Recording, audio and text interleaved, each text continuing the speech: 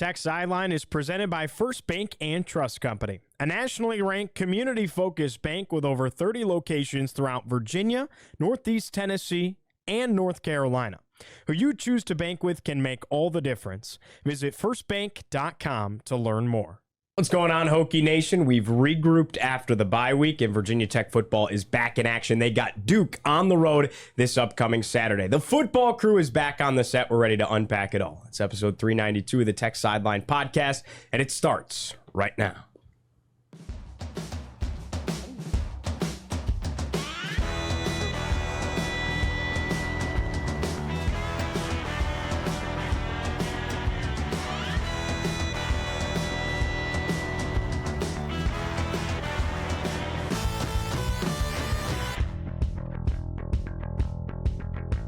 And we're recording on Thursday, November 21st, 2024 from our high-tech studio here at the Virginia Tech Corporate Research Center. Remember to like, subscribe, refer this show to a friend, and head over to techsideline.com. Check out our extensive editorial content. Subscriptions are just $12 a month for loads of content. Of course, if you're a Virginia Tech student, your subscription is free. Tech Sideline is presented by First Bank and Trust Company, and the Tech Sideline podcast is also brought to you by The Hokie Way. The Hokie Way thanks Virginia Tech fans for their support of our mission to leverage student-athletes' name, image, and likeness in support of charitable organizations. To learn more about us and the organizations that we support, visit thehokieway.org. I'm your host, Giovanni Heater. To my right, Chris Coleman, our lead analyst and columnist. Back across the way, Andy Bitter. It feels like it's been a minute, and he's our senior staff writer back on the set. In the fourth chair, our founder and general manager, Will Stewart. Nick Brown is pushing the buttons, the mustache man behind the scenes. And then we got a special guest in the house as well that we're going to get to a little bit later on. Mr. Zach Irwin is joining us to sit in on the show, and we're going to feature him as well later on in the podcast. So we'll start our discussion, as always, with the press conference, and we'll go across the way to Andy. The injury front. That's what everybody wants to hear about, Andy. How healthy are the Hokies? Not very. There's still questions about the key guys. Malachi Thomas is out. He's not playing this week. He's still in the boot. Was not practicing yesterday. They're confident enough to say that he is out for this game. A little more hazy with the other guys. Kyron Drones was not at practice for the portions that we saw. Brent Price said afterwards he was going in between, training room and the field. He was out there for team stuff. Whether that means he participated in team stuff, who knows? He could be out there. He could be watching. I think if you're on Wednesday of game week and your starting quarterback is still shuttling between the training room and the practice field, probably not a great sign that he's going to play this weekend. And I think you look at his situation where we know he had the left foot thing. He was in a boot for a while. And now we know he has a right knee thing because he had a brace in the game last week and had that in a brace last week when he wasn't practicing. If you have two bum wheels and part of your game depends on your mobility and getting out of the pocket and making plays like that, that's not a great sign. So my hunch would be that he doesn't play in this game. I think just it's too many injuries on too many fronts for them to do that. And I don't necessarily think that's a terrible thing for this team because you've seen what he's been like when he's been limited the last couple of weeks where he just doesn't have that mobility. He's not the same type of quarterback. He's not as effective when he has to sit in the pocket and try to, just throw the ball with no threat of running. So if you get a healthy Colin Schlee out there, which I think he is healthy, moving around in the pocket, you saw what he did a little bit against Clemson late. I think that could be beneficial for this Hokies team rather than sending out an injured Drones. And then the other one is Bashal Tutin. And he was in blue on Wednesday. Brent Price said that he's better at this stage of the week than he has been in the previous weeks. Now, he hasn't played a whole lot in the previous weeks. He tried to against Clemson, and his ankle didn't really hold up, and he went down and had to come out of the game after 4 carries. But I think that's more positive than it has been in recent weeks. I'd give him a shot in this game. He's going to be a game-time decision. With the off week last week, full week of rest, I think that probably should help him quite a bit in possibly getting on the field. How would you assess, and this is something that may be difficult to assess, especially sitting in on press conferences, you're going to get coach speak, things like that, but maybe the focus of this team sitting at 5-5, you're staring the last 2 games of the season in the face trying to get to bowl eligibility. You need to win the last 2 in order to show improvement from last season. You'd have to win out. It's always tough to tell.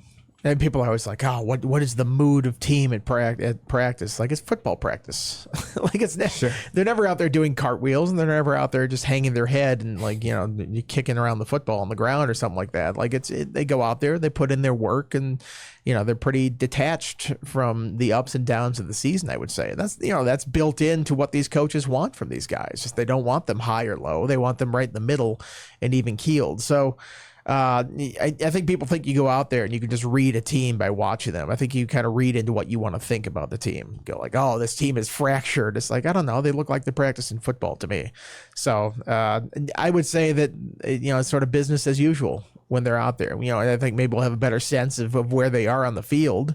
I think you can kind of tell when a team has quit on the field or it's just not there and they're not feeling it. But I haven't seen anything out of the ordinary right now. By the way, forgive me for not bringing it up sooner before we preview the Blue Devils here. How was everybody's bye week? Andy, you took quite a trip back to your old stomping grounds in Madison, Wisconsin. First time in 23 years. A lot has changed. Some of it hasn't. Hit some of the old haunts when we were there. Went to a basketball game on Friday night. Watched the Badgers upset number 9 Arizona. There was a court storming. The guard, John Tanji, scored 41 points. The Badgers scored over 100 points. Crazy. Wisconsin basketball scored 100 points in a sanctioned NCAA game. It was kind of shocking. So the students rushed the court. I filmed it from afar because I'm past my court storming days at this point. But really, I haven't been in the Kohl Center for too many games as a fan. Like, it's a really great arena. And I go into something like that, then I look at something like Castle, and I go, man, Castle is out of date. They need to update this thing because this is so fantastic compared to that.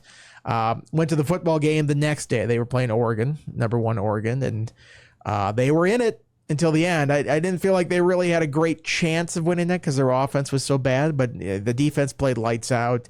Couple calls go the other way. I think they might have been able to pull that one off, but the offense was so bad. In fact, they fired the offensive coordinator the day after the game. So, I don't put up with this kind of crap at Wisconsin, all right? I go there once every 2 decades, and if the offense isn't up to snuff, get that OC out of there. I don't want to see it anymore. But we were there. It was a fun time. Jumped around.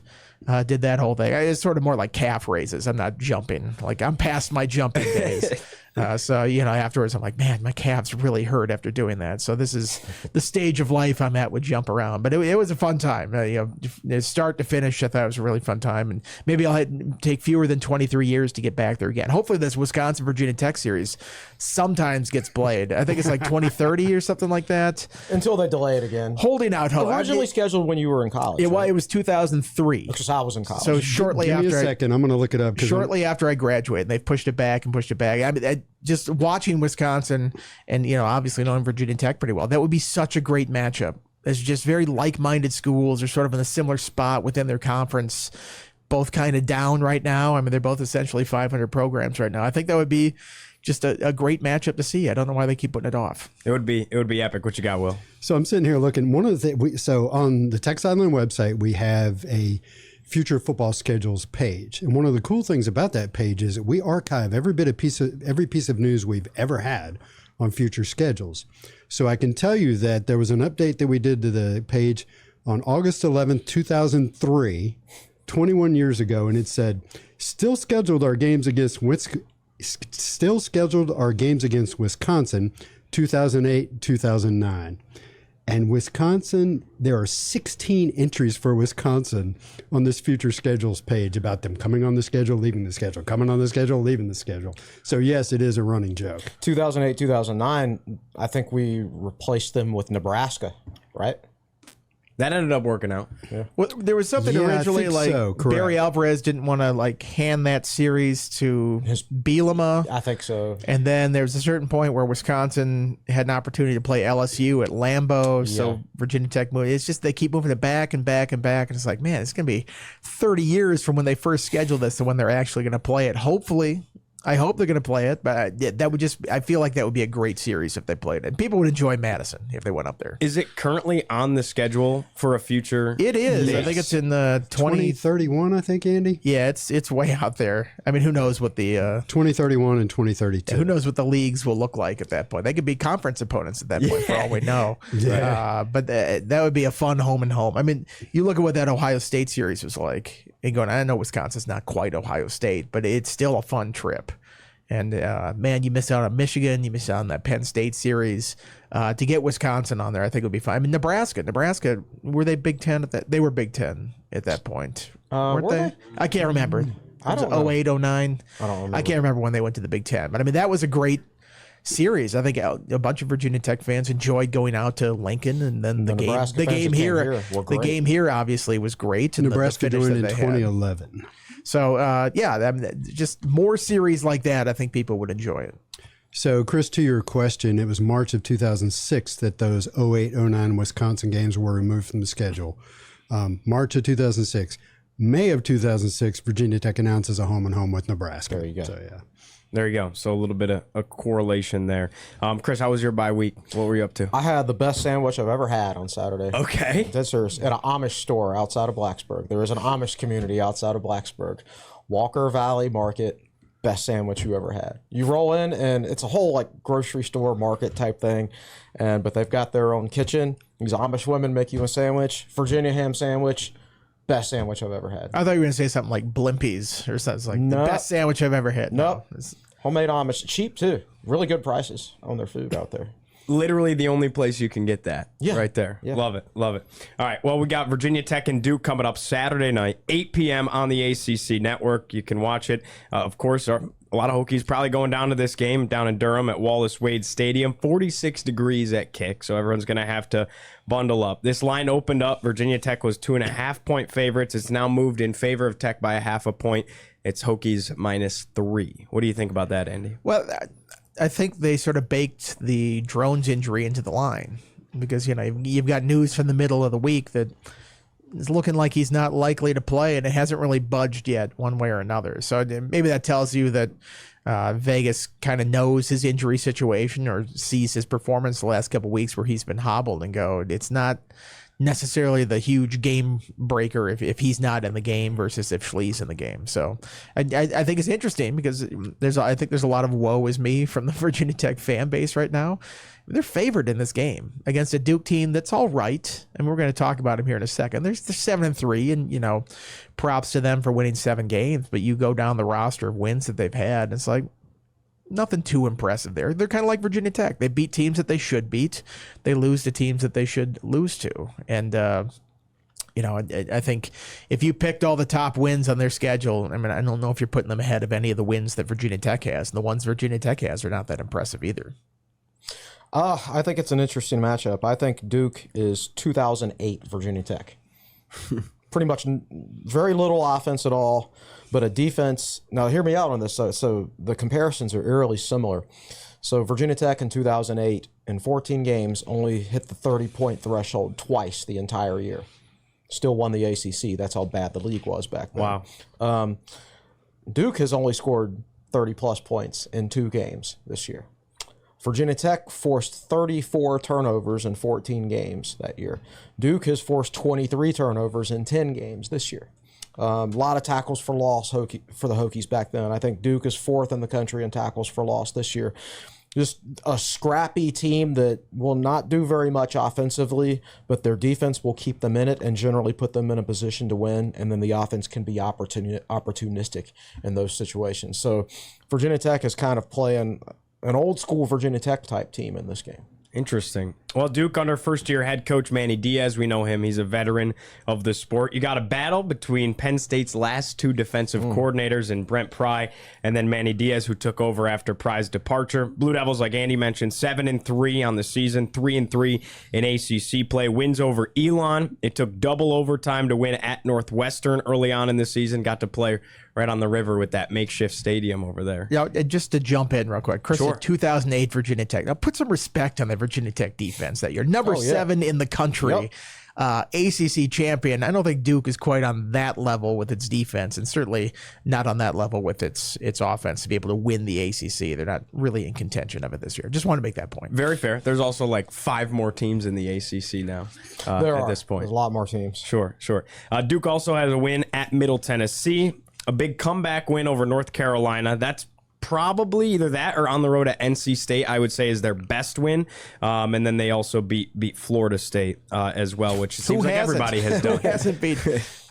So they should have beaten SMU. Lost that one in overtime. A 10-point loss at Georgia Tech. The worst loss is a 22-point loss on the road at Miami.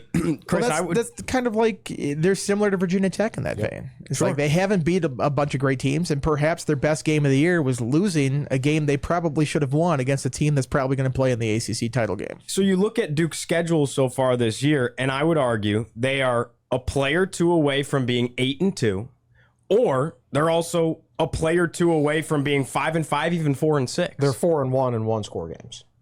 And wait, that's allowed? You can have a winning record in those Manny, games? it's insane. I looked it up. I looked up all of Manny Diaz's games as a head coach.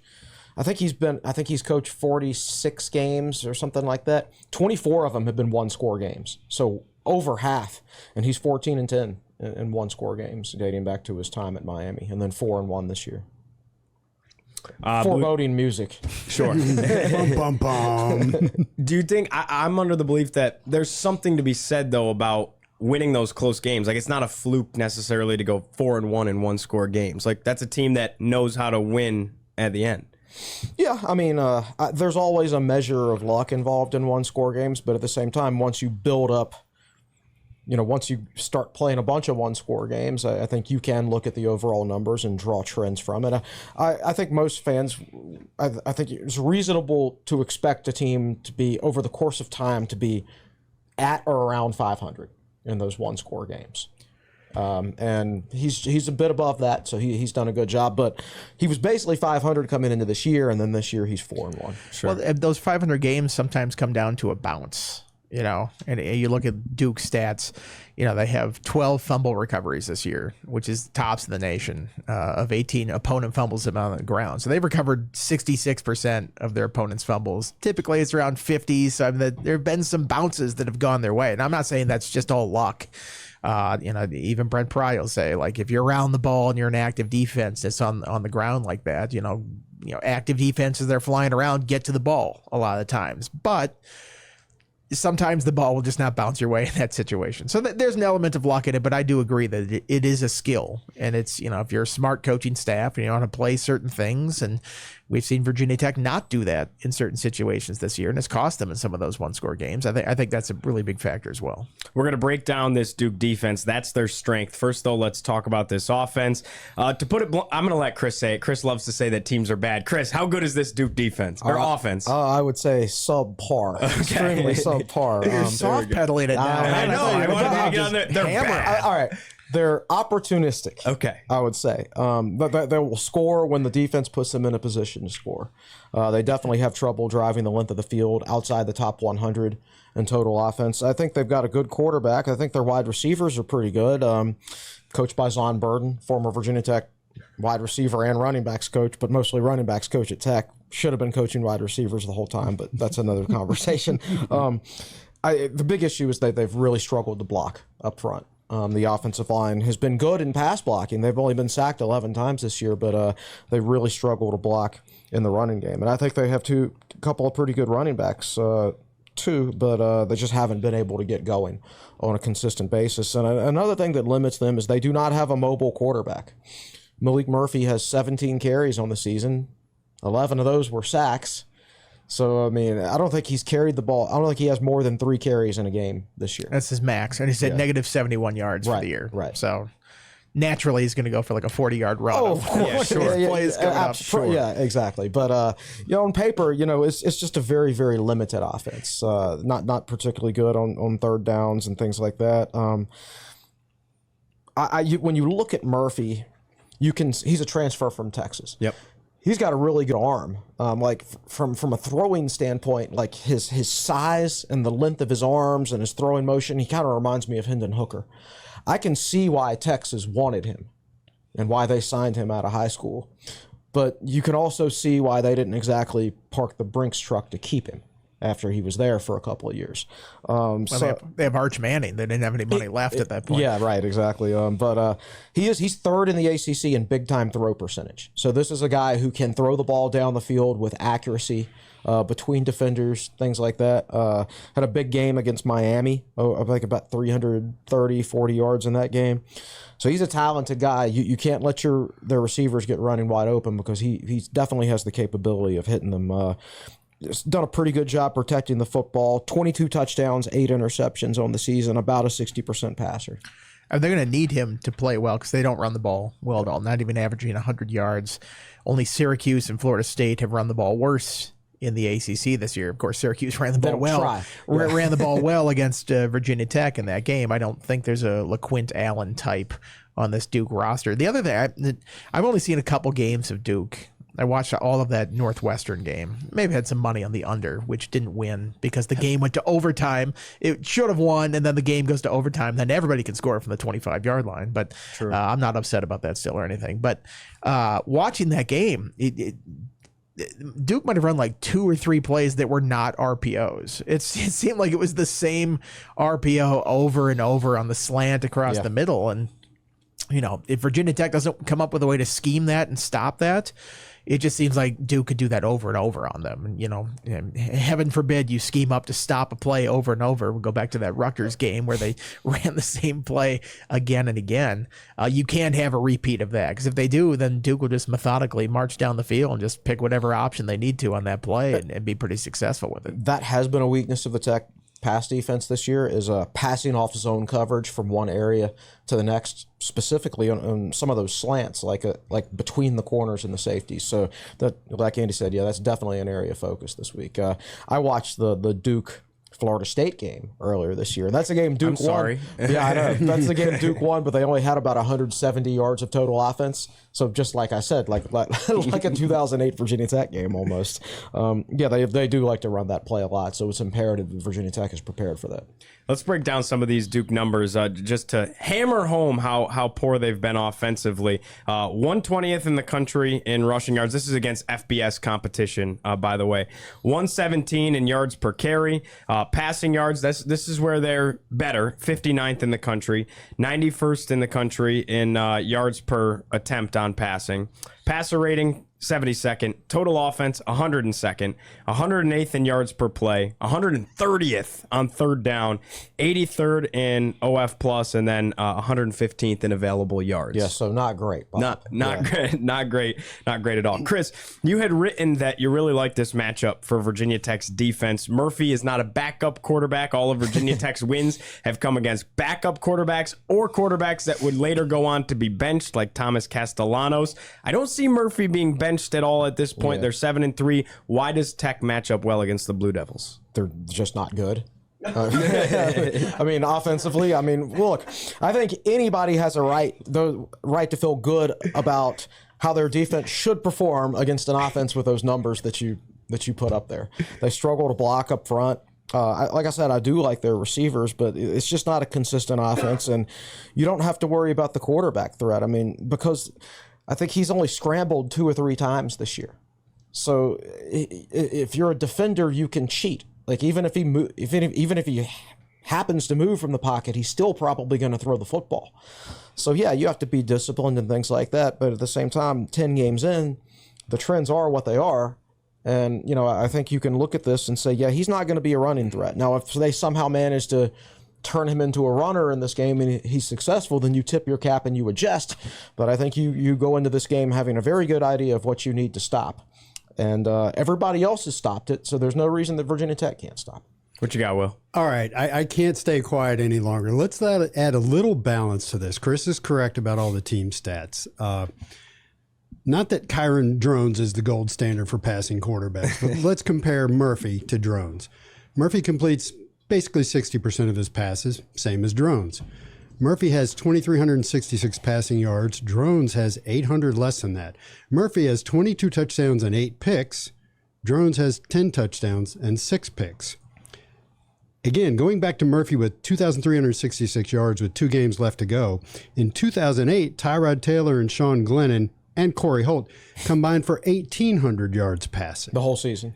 The entire season, however many games that was 14 games that Virginia Tech threw for 1,800 yards. So I just wanted to add some balance to it. It's not like Murphy's a complete bum. One more thing I want to add. Oh, no, I think Murphy's a good player. I should stress he's their best player on offense. But I think he's good. I think the offense offense is bad. I think Murphy himself is good. Well, here's a stat for you. QBR, that ESPN quarterback rating stat that they have. Malik Murphy, 54.7 this year. Kyron Drones, 54.3. Right. Basically the same quarterback. If you take all the passing and running and combine into one, which that stat does, they're sort of in the same neighborhood there. I think that gives you a good idea what kind of player he is. Yep. Their two leading receivers, Moore and Pankola, I think is his last name. I'm not sure how to pronounce it. They have 42 receptions and 46. Tech's two leading receivers have 31 receptions and 29. Duke's leading receiver, Moore, has 632 yards receiving. Tech's leading guy is Lane with 365. Moore has 15.1 yards per reception. Lane has 11.8. I'm just making the point that they do have some individual talent. Clearly, something is off about their operation. I mean, I think their wide receivers are good. Jordan Moore is a guy who's caught 60-plus passes each of the last 2 years, and he's got 42 catches this year. He can be a big play threat. They use 4 wide receivers, and I think overall it's a good group. Run blocking seems to be their Achilles heel. Like even their starting running back, Star Thomas, has 3 100-yard games this year. So I don't think they lack for individual talent. Their backup running back is a kid from Norfolk, Peyton Jones. Peyton Jones. How about I say Perry Jones? There was a Perry Jones was UVA. Peyton Jones. I put some stats for him in the preview. Do you have it pulled up? Yeah, I got your preview. Okay, against Miami. Let me get your preview on those exact stats. I just have 71 carries, 298 yards, 4.2 yards of carries, 3 touchdowns. He had a big game against Miami a couple of weeks ago, which kind of shows you what he's capable of. Sure. So if you control Miami, you can find it. Let me spread the conversation while I dig for that here. Yeah. So I do think they have an individual talent, but their offensive line has just not been able to run block this year, and when you combine that with a quarterback who can't stress a defense with his legs, then you're going to have a subpar offense. I don't think there's anything wrong with Malik Murphy if they had a really good offensive line, and I don't think their offensive line would look as bad if Murphy could run. But that's the situation they're in. He had a 12-carry, 71-yard game against Miami, but he also caught 3 passes for 61 yards, so that's over 100 all-purpose yards. Right. So, I mean, I think their skill position players are capable. It's just I think they're really let down up front. Now, to your point, their rushers average 4.1 yards carry and 4.2. That's compared to Tootin 6.5. Right. So, Tootin is an elite back when he's healthy. These guys, they're good, but you're right, they're not getting a lot of support from the line, I don't think. Also worth noting, they were without Jaquez Moore. He missed the entire season. He's been a veteran back for him. But even with that, I don't think that would make a difference just because of the nature of their offensive line and their limitations running the ball from the quarterback position. Sure. All right, we'll get ready to move on to this Duke defense, but first time to tell you, as always, Tech Sideline is presented by First Bank and Trust Company. As our presenting sponsor, First Bank and Trust Company's support has been invaluable to TSL, helping us to bring you all the great content across all of our platforms. They offer a variety of checkings and savings account options that are sure to meet your banking needs. That includes free checking, so visit firstbank.com to find the account that's right for you. And with that, it's time for Stat Time with Scott Glesner. Zach Irwin's going to join us. I'm going to toss it over to Will to tee it all up. Yeah, so we have a special treat today. Zach is the winner of a Virginia Tech softball auction that was organized by Chip Grubb, of course. And the item that Zach bid on was getting to sit in on a TSL podcast recording. What Zach doesn't know... People would pay for that, to sit in and hang out with us? Well, I'm going to out him. He paid $180 for that. Yeah, and so... That gives us ideas. Yeah. I was telling Zach this morning, wonder what people would pay to come in and sit on the Tech Sideline podcast. But all he's going to get is a lousy T-shirt, but he's also going to get to be on the podcast. We're going to call him over here. We've already gone over Stat Time with Scott Glesner with him. He's going to read him. Scott's got some good ones this week. But Zach's true claim to fame is that he is the father of Virginia Tech softball superfan Arthur. So that's interesting. And another connection there is that Director of Media Nick Brown, his fiance is Arthur's third grade teacher at Price's Fork Elementary, right? No kidding. How about that? That's awesome. So very cool. So we're going to take a quick break. We're going to get Zach over here in the chair that I've warmed up for him, and we're going to see how he does on camera. Awesome.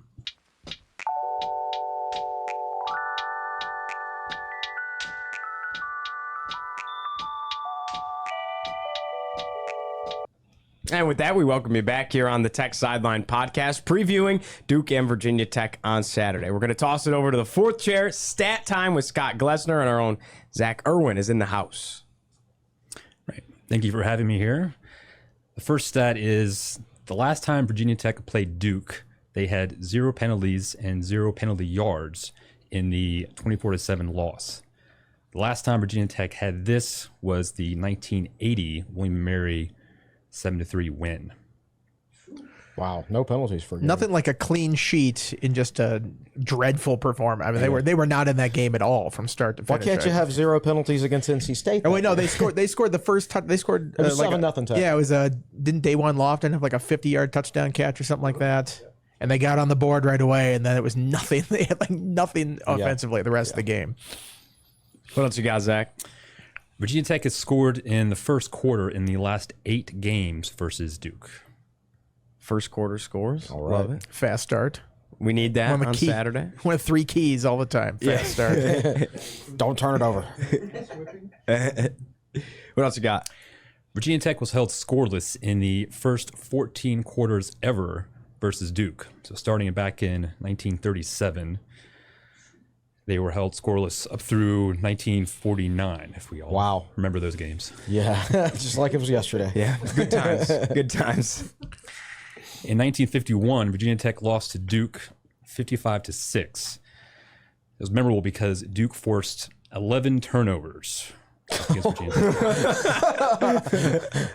I hope that one was in like a rain or something that How many passes did like Tech some throw sort of in that military bull like downpour on the field. Otherwise, that's pretty. They'd be doing up downs for the rest of their life at that after practice. That's post World War II when Tech had decided to de-emphasize football. Remember? I think that was a big story. Tech was really bad at that point, and they decided, well, we're just going to de-emphasize football, and we're going to be VMI basically. And it wasn't until the 1960s when Virginia Tech decided, oh, we're going to emphasize football again. And yeah.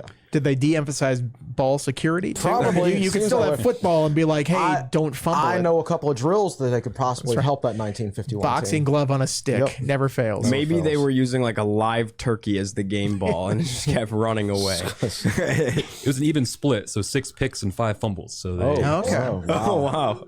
Threw the ball 6 times in a game back then? That's a little bit. That was a real surprising. Kyle McCord performance right there. Tech managed to get 4 turnovers themselves, so that was a 15 total turnover game. So only -7 in the turnover margin. That's better. In the 1983 and 84 games versus Duke, Tech held Duke to -4 rushing yards in each of those games. Wow. Stout. Bruce Smith helped out there. I'm Yes. sure. Yeah, he would have. Yeah. And Virginia Tech's 45-0 2005 game, Virginia Tech held Duke to 35 total yards of offense. 0.7 yards per play. Wow. Wow. I was at that game. Yeah. It was a fun one to watch. And then in 2021, Virginia Tech won 48-17. Virginia Tech had 9.71 yards per play, which is the most on record, barely edging out Akron's 9.67 yards per play. What year was that? 2021. That was Fuente's last game. That was Fuente's last was game. so impressive that 2 days later they fired Justin Fuente. Keshawn King had the game of his life that day. That's right. Yeah. I remember that. And then the next year, Duke won 9 games and was one of the better defenses in the country. Crazy how like you can flip a switch like that. Good coach, Mike Elko.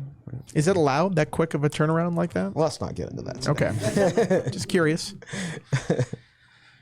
Virginia Tech has lost the first 2 games in November with 2 games remaining. Only one time has Tech lost 4 games in November, 1950, when they went 0-4. When they de-emphasize football. So there's no way that we're losing out. That's good. That's good to hear. Yeah, I don't think the chances are very high of Tech losing out. I mean, there was no way they would lose 7 straight games a couple years ago. Impossible, And it yeah. happened. So things happen sometimes. Very fair. Very fair. That's all I have. That's all of them. All right. Zach, we Those are all appreciate good you ones. hopping on, man. Thank you so much. Appreciate it. Thank you for having me. All right. All right. Thanks again, Zach. That was a lot of fun. Let's talk about this Blue Devils defense now that Virginia Tech's offense will go up against on Saturday. Chris, this is the strength of the team. We've talked about that. Some impressive metrics, though. You get into the specifics. Passing yards per attempt, 16th in the country. Passer rating for the opposition, 19th in the country. They're 12th in the nation on third down defense. They've forced enough turnovers to be second in the country, 20th in available yards. Sure, they give up a lot of rushing yards. Other than that, though, they're pretty stout. Yeah, and sometimes the rushing yards can be sort of dependent on, you can't really pass it against them, so you're going to run it. And plus, almost all their games are close, so there's generally going to be more rushing yards in close games than anything else. But yeah, overall, no matter how you slice it, this is a good defense. I want to say that only one team has scored above 30 points against them all year, and that was Miami. And Miami's a whole different animal with Cam Ward back there. I made it a point in my preview I think I highlighted 8 or 9 of their defensive players, and I made it a point to look at their rankings out of high school. And this is a defense that almost entirely, with the exception of, I believe, Vincent Anthony at defensive end, almost entirely 3-star recruits or transfers from the FCS level. So you can build a quality defense without going out there and spending big bucks. If you know how to evaluate, if you know how to coach, you can build a quality defense. I look at some of their guys. Ozzie Nicholas was a transfer from Princeton, and he's one of the best run stoppers in the ACC this year. They've got a linebacker named Alex Howard, transfer from Youngstown State.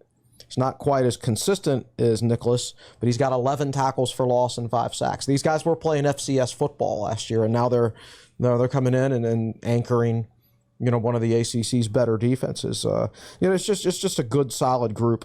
Overall, not particularly tall in the secondary, as Aiden Green talked about this week on Triumph Spotlight, but at the same time, Virginia Tech hasn't really been a jump ball type of offense this year with their passing game. I think they're 4th in the country in tackles for loss. They get off the field on third down. You could slice it and dice it all day. They don't give up points. They don't give up yards. They take it away. They force a lot of turnovers. What more can you say? Yeah, you mentioned those underrated guys. Aeneas Peebles was like that before he transferred to Virginia Tech. Another really good development story over the years. I think the big thing about them is they force a lot of turnovers and they're disruptive. 4th in the country in tackles for loss. I think 22nd in sacks. So they're not quite up there with Virginia Tech in terms of sacks, but they're close. So they're going to play in the backfield. It's going to be have to be a big game for protection and keeping those guys off of out of the backfield and off of these quarterbacks or running backs before plays get started, because that's a surefire way to kill a drive. Is 3-yard loss on first down, and all of a sudden you're behind the chains. And we've seen how Virginia Tech can really struggle when they're off schedule like that. Yeah, I think when you talk about sacks, and you're definitely right about getting behind the chains. Virginia Tech's a bad third down offense. This is a great third down defense. Virginia Tech's probably going to be in plenty of 3rd and 8s and things like that in this game if the first 10 games for each team goes as they've gone. Sure. If that continues to go like they've gone. I think they clearly don't have an APR on the edge. I think their leading sack guy has like 5.5 sacks, which kind of shows that they come at you from more places, whereas Virginia Tech, APR is getting a huge chunk of Tech sacks. Duke probably has more solid pass rushers on the whole than Virginia Tech, which, basically I can say APR is great. Aeneas Peebles is a good pass rusher for a defensive tackle, but they don't get a ton of sacks from the other spots. Sometimes that's scarier because then you can't scheme for that specific guy. It's like BC came in. I think Tech had a good plan on him and go, this guy's not going to beat us all game, and nobody else really did on the line. But if it's coming from every angle, it's like, okay, where do you put the extra help? Right. You're looking at a team with a defensive-minded head coach, of course, in Manny Diaz, but his defensive coordinator, Jonathan Patke, they've worked together for a really long time, Chris. They have. So there's a very, very much a he understands what Diaz wants to do defensively. They got it's sort of like a Marv Pry relationship to a certain extent, except slightly better results for Duke so far. But yeah, like I said, man, they're just solid across the board. I don't think you can look at this defense and say that's a great player, that's a first-team All-ACC player. But at the same time, when I was looking up their PFF scores, I think they've got 16 players on defense that have played 270 or more snaps. So they got decent depth. And like only one of those guys had graded out below a 65 this year, which shows that pretty much everybody that they put on the field on defense is performing at least a decent level, right? Even their backups. So it's just a well-drilled, well-coached defense from top to bottom. You know, this has a really old school feel to it because it almost felt like overnight gone are the days that you have this build-up, right, where you're developing your own guys in-house. How much of this can be accredited to Mike Elko now as Diaz takes over the first year? Because a lot of guys stayed put at Duke, which you also don't see anymore. I think you can say that Elko did a great job. Obviously, he did a great job from an X's and O's standpoint and bringing in some of these guys as unheralded players. But at the same time, some of these guys were there when Elko got there. Jalen Stinson, the safety, is a very good player. He's a redshirt senior. You know, he was a David Cutcliffe guy. And those defenses at the end of the Cutcliffe era were horrendous. Were horrible. I mean, like bottom of the country. What did we just talk about the 2021 Virginia Tech Duke game? And those guys developed the very next year into a very good defense under Mike Elko. So sometimes it is all about coaching and development. I think Elko instilled a winning mentality in that program. And I think Manny Diaz has done a good job there. But I think the winning mentality was there already. I think where Diaz has done a good job is they've got a really bad offense, but he's still managing to coax them to wins, you know, grind it out type wins. He understands what type of team they have. And like, you don't want to take, when you're bad offensively, like, but you know you're going to be in games because of your defense, like, don't go out there and take unnecessary risks and turn the ball over. You know you're probably going to win, or you have certainly have a great chance to win the turnover margin. And if you do that, you'll win the game. So, you know, don't go be out there and just throwing it into double coverage and pitching the ball all over the field and things like that and give them a chance to get back into the game. So I think he knows who Duke is offensively. He knows that they're capped offensively this season, but he knows how to use his offense in a way where it doesn't hurt their defense. Where do you think Virginia Tech's strengths lie into this? Where are there ways they can attack this Duke defense? I don't know if you can use the word exploit this week because of how solid the Blue Devils have been, but where can Tech find success on Saturday? I mean, not a lot of. I mean, Miami lit them up with an elite passing quarterback and a couple of NFL wide receivers. We don't have that. Correct. So, again, you know, Aiden Green talked about height in the back end. Cornerback Chandler Rivers is 5'10". The Jalen Stinson's a safety. He's 5'8". But at the same time, like, those guys have played at a really high level this year. And Virginia Tech, they did have a play last week against Clemson on the outside with DeQuan Felton. But other than that, they haven't been a jump ball field. They haven't been the type of offense that takes advantage of height down the field at any point this year. So I question whether they can take advantage of that this week. I think it's a grinded out game. You got to be in it in the fourth quarter. Don't turn the ball over if you're Virginia Tech, because you're going to have limited offensive chances to score against this Duke defense. And if you turn the ball over a time or two, that's even fewer chances. Yeah, just I don't see either team coming into this game and like blowing each other out. Duke's offense isn't good enough. And Duke's defense just doesn't give up enough points to get blown out unless they're playing a Heisman Trophy contender. So this is one of those games where it's a 3-point line in Virginia Tech's favor, and it's hard for me to see like a big double-digit win for either team. It just doesn't have the feel of a track meet, that's for sure. So you would suggest giving the running backs more than 4 carries? I think that would probably would that be a ideal. wise game Yes. plan? Yes. Okay. Whichever one happens to play, which I expect. My gut feel is Coney's the healthiest running back. I think if Tootin's got a high ankle sprain, it takes a long time to get rid of those, and then putting him out there for Clemson and him re-injuring it on that play did not help any. So it wouldn't shock me. This is a different topic than what you're asking about. I don't think we're going to see Drones the rest of the regular season. That wouldn't surprise me at all. I don't think we're going to see him the rest of the regular season. I don't know when each of the injuries occurred. Sometimes when you have a leg injury on one side, you can overcompensate for it and shifting your weight to your other leg. So it's possible he hurt his foot. I mean, I believe that was the original injury, and then was kind of overcompensating. Buzz Williams was a kinesiology major, and he used to talk about this at press conferences. Oh, when is such and such? When is Ahmed Hill coming back from his fifth metatarsal injury, right? And he was like, and Buzz would always say things like, look, you have to be very careful because if you bring guys back too early from injuries, they start overcompensating. Drones is 235 pounds. If his left foot is hurting, then you're naturally going to start putting more weight on your right side of your body. So you've got 235 pounds. Instead of being evenly distributed over two legs, it's now more on your right leg. So maybe he strained his knee doing that. I don't know. Or maybe it just slowed him down so opponents got cleaner shots on him. But at any rate, you got 2 injuries right now. He's only played in 2 games the last month, and he's still not healthy. He's not going to be healthy the rest of the year. So I think you have to prepare for Colin Schlee to be your starting quarterback the rest of the year. That's just my opinion. And Tootin, you know, I think Coney will probably be the healthiest running back this week, and it wouldn't shock me if he got the most carries. I mean, it says something about Tootin that he's trying to get back, though. All these people are like, oh, he should shut it down. He's got an NFL future. It's like, these guys want to play in college games. They like playing. They're trying to get out there. Yeah. I mean, he clearly, I don't know if it was for show before the Syracuse game, but they had him go through the pregame, and looked like he was legitimately trying to get ready to see if he could go.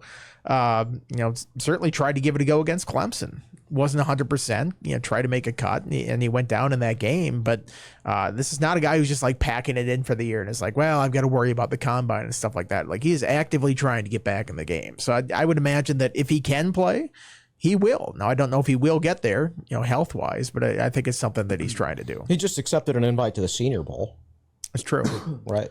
So I don't think, I don't know if guys opt out of the Senior Bowl or whatever, but yeah, I agree with Andy. I've seen some suggestions getting thrown around on the boards and on Twitter that Drones and Tootin are just shutting it down for either the NFL or the transfer portal in the case of Drones, and I don't think that's the case at all. Drones is legitimately injured, and so is Tootin. You know what this anatomy lesson reminded me of? It reminded me of that press conference clip, if you've ever seen it, of Jameis Winston, and he's breaking it down. He's like, your body's so symmetrical. He's like, what are your elbows? They're your knees. What are your ankles? They're your wrists. What are your shoulders? They're your hips. And you got to watch the clip. It's funny, no doubt. I would make the argument, I think the one place Virginia Tech maybe can exploit and find success against the Blue Devils is through possibly a little bit of beamer ball. The Blue Devils have blocked 3 kicks or punts this season. They've also had 3 of them blocked themselves. They've allowed 1 kickoff return for a touchdown, and they've only had 14 kickoffs out of 53 go for touchbacks. So maybe Virginia Tech's return game can make an impact. I thought Thomas Williams did a good job returning kicks against Clemson in the Hokies last game. So yeah, I can definitely see he will have opportunities in this game. He and whoever else the Hokies tried out as their kickoff return guy. But for right now, he seems like kind of the primary guy with Tootin, and, you know, Tootin hadn't been back there this year, but with Malachi Thomas out as well. Obviously, special teams were an issue for them in their loss to SMU. They were +6 in turnover margin in that game and lost. Crazy. There's a 30-yard field goal they had to win that game. Yeah. They got blocked. Yeah.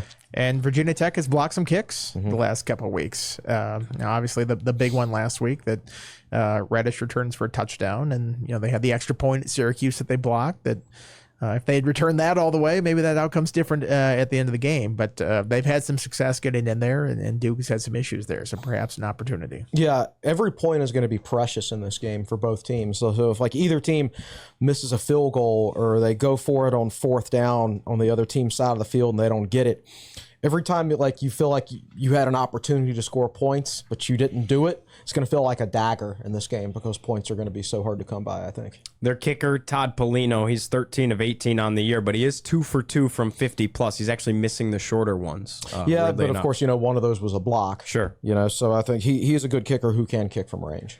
I want to see Jalen Lane break one. The one strength of this Duke special teams unit is the punt return unit. They're allowing just 5.5 yards per return. Yeah, I think their longest that they've allowed is a 20-yarder. So, I mean, there could be some room there, but there hasn't been as much room for him recently. I think he had a good one against Georgia Tech. Had a couple of decent ones against Georgia Tech. That's right. He got the over on That's that right. punt return on the buy-sell. That's exactly right. So, yeah, it does seem like he's due to have a decent return.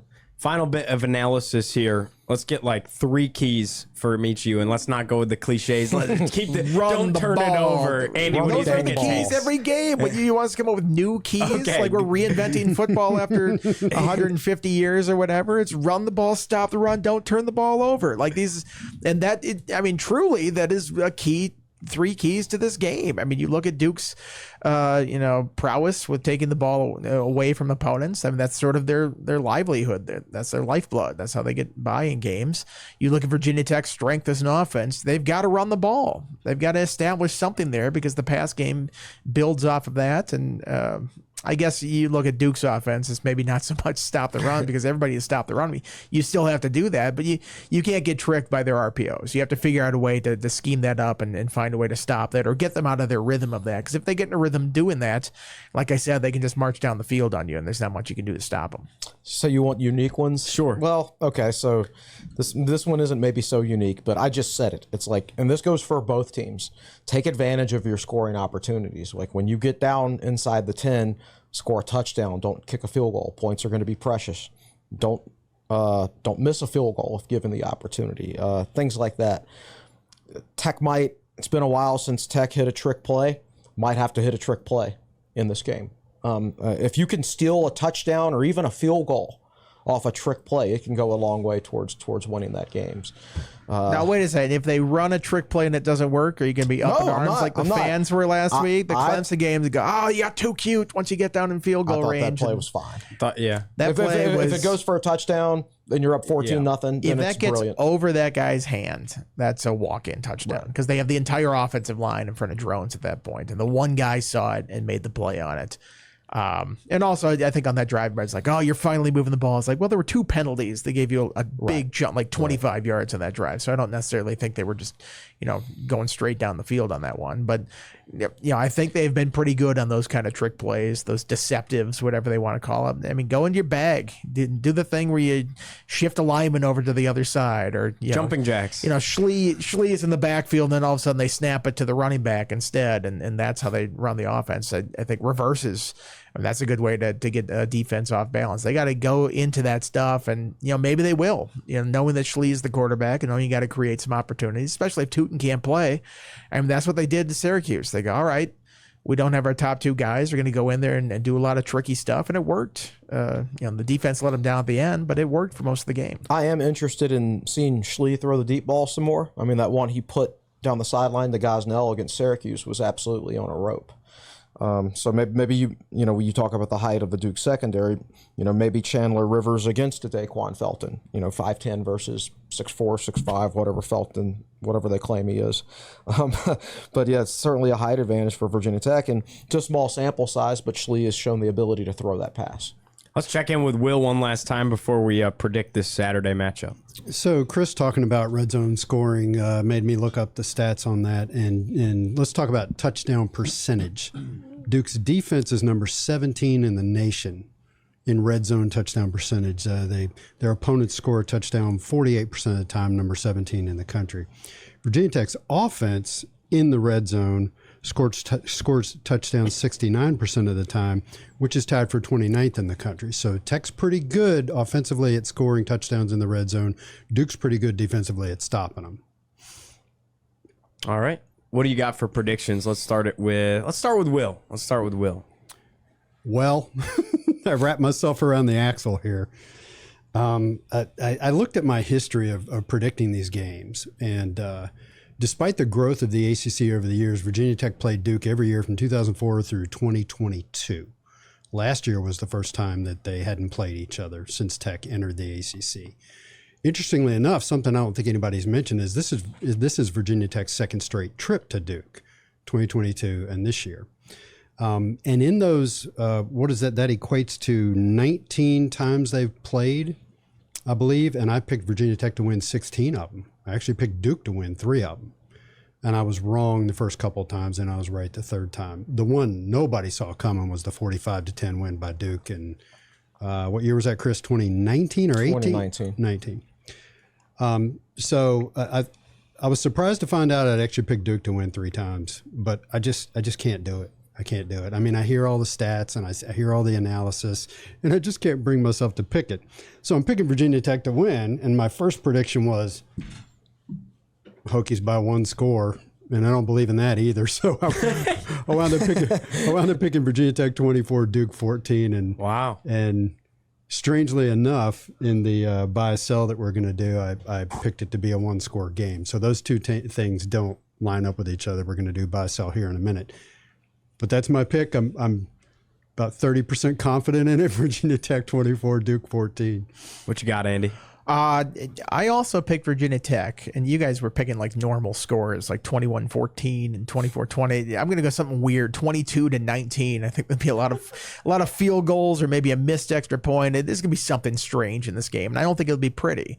I do kind of say that, in the line, I think that Drone's injury is kind of baked in. I don't necessarily think it's a bad thing for this offense if they just go, he's not healthy enough, we're going to turn to the backup who is healthy, and they can go with the game plan that way instead of trying to do it on the fly, and we have to adjust things for the backup quarterback now. So I think Duke's a decent team. I don't think they're a great team. And if they were playing a great team, I wouldn't like Virginia Tech's chances right now. But this is a team that's pretty evenly matched, I think, with where the Hokies are right now, and that's reflected in the line. So they've played well down there before. I think they go down there, and I'm picking them to win a one-score game. It's got to happen eventually. Wow. I've picked them to win a one-score game like 3 times this year. It's never happened. So I'll probably be wrong on this, but I'm going with the Hokies. And Andy, I'll give you this. This is going to sound like a strange thing to say, but 22-19 just sounds like a Virginia Tech Duke score. For it's just going to be like one of those. It's like when the Steelers play the Ravens. Yep. It's like a blackjack game. Like the closer they get to 21, they like just keep hitting. It's like 18-16 or something weird like that. I feel like that's going to be that kind of game in this one.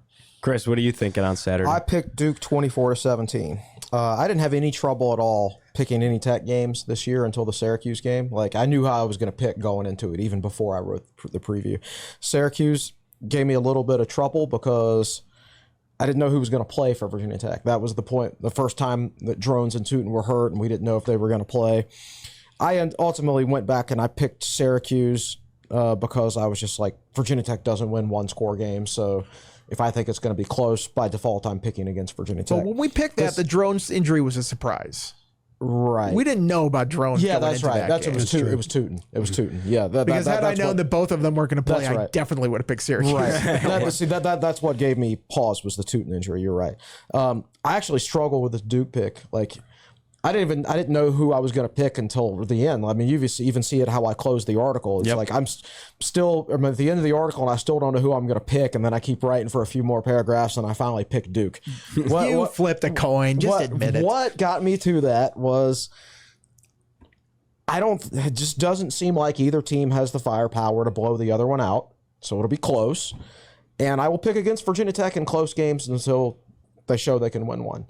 So at some point, Andy's going to nail one of these, and I'm going to be wrong, and I hope it's this week. But I'm not going to pick Tech to win a close one until they show me they can start doing it. I've only been wrong 5 times on it before I could possibly be right. So what could go wrong with this prediction strategy? There we go. Nick, what do you got back there? And then do you have David's as well? We could have you read David's. I do not have David's. I'll pull up the article. Going back to Will's point about Tech not playing Duke last year, I just checked the future schedule. Tech doesn't play Duke till 2029.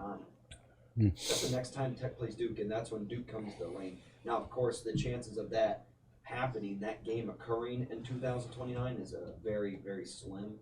The chances that they're both in the same conference, I think, are still very slim. Who knows? Who freaking knows? 2029, at this rate, Nick's going to have like 3 kids by then. Easy there, big fella. Anyways, I've got Tech winning a gross slog of a game, 17-13, 3 field goals combined from either team. That's key for Sell, by the way. It's just going to be a gross game, and to Andy's point, Tech's going to win a close game at some point. There we I go. hope it's this week. I hope it might. If not, blowout. Brent might wiggle out another 20-point win to surprise us all. I doubt that. Will, do you have David's pulled up? Yeah, by I've any got chance? David's pick. David wrote 2 paragraphs.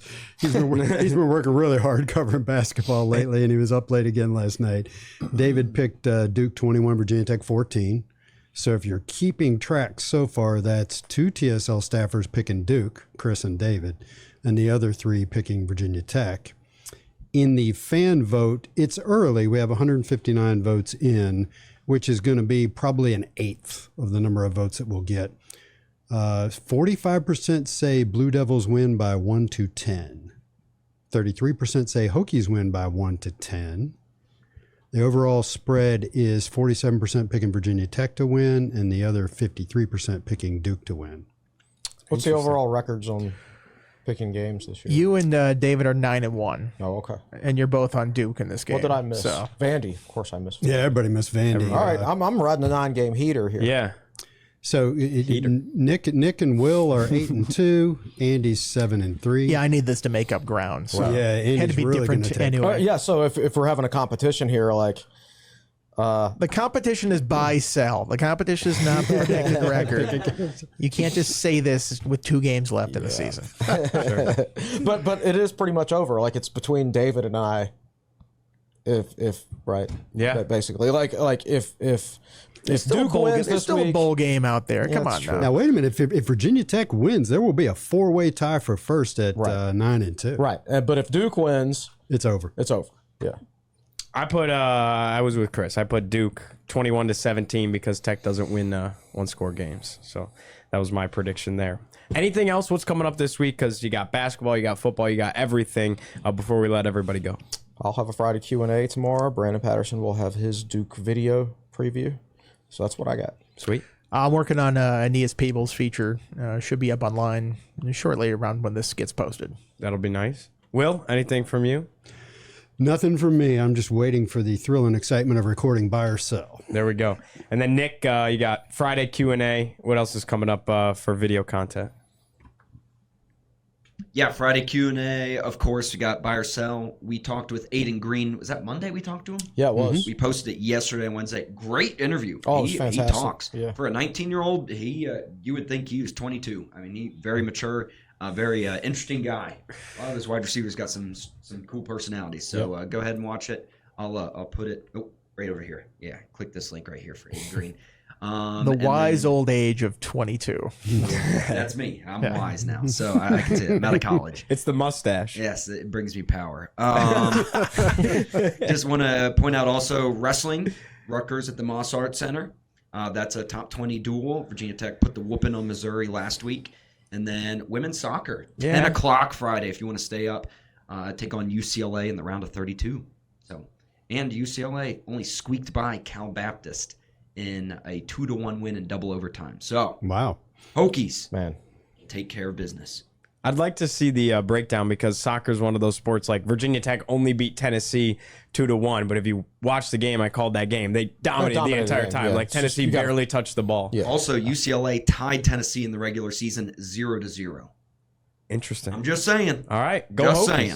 Go It'll be a Hokies. Sweet 16. Yeah. So let's expand upon that a little bit. If Virginia Tech's the women are in the round of 32, so if they win Friday, they'll be in the Sweet 16. Right. And Tech sold out Thompson Field for their NCAA tournament game, which is pretty impressive. They would be they're trying to get back to their first college cup since 2013. It would be just the second in program history. So Can I talk about that for a second? Go for it. Brutal. They played Florida State in the semifinals, I believe, and lost to them, if I remember correctly, 1-0. I thought it was like 3-2. What I remember is, what do you got, It Nick? is one score, yeah. I think it's 2-1. 2-1. Oh, Okay. So something under 3, 1 score separated. I remember Virginia Tech hitting one of the uprights, bouncing off, hitting the crossbar, bouncing off.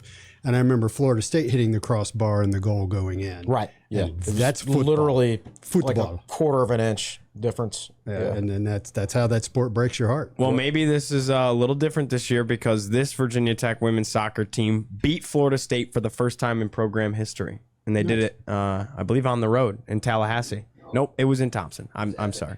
It was epic, Nick says. Oh, that's right, the late comeback. Yes. Right? They scored like 4 goals in like the last couple. Maybe things are a little different. A little bit of magic for this team this year. With that being said, I always say thank you to our presenting sponsor, First Bank and Trust Company. For Nick Brown, Will Stewart, Andy Bitter, Chris Coleman, I'm Giovanni Heater saying so long. Oh, we can't forget about our awesome guest as well. Thank you, Zach, for joining us today. We'll see you next time on the Tech Sideline podcast.